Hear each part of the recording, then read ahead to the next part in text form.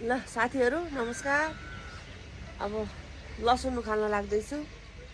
सबै लसुनको बोट चाहिँ सुकिसक्यो है, ढिला पनि भयो है। त्यस्तै कामले गर्दा यताउति हिँड्नु पनि पर्ने होइन। गर्छु भन्दा पनि कति कुराहरू भ्याउँदैन है। आज चाहिँ बिहानै लागेको छु, लसुन उखालिदिनु पर्यो।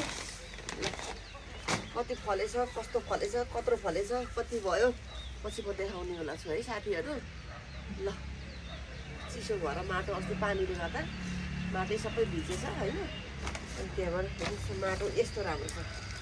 ल हेर्नुहोस् यत्रो बारी राखिसकेपछि माटो यस्तो हुनुपर्छ। ल हेर्नुहोस् त, अब म अलिअलि गरेर सबै बोट सुकिसकेपछि त्यही चुडेको पनि छ कतिवटा होइन बोटहरू दानाहरू। अनि मजाले टाइम लिएर चाहिँ यो उखाल्नु पर्ने छ है। भिडियो चाहिँ यति नै है, अरू भिडियो हेर्दै गर्नु होला है। बाई बाई, म चाहिँ कामतिर लाग्छु ल साथीहरू।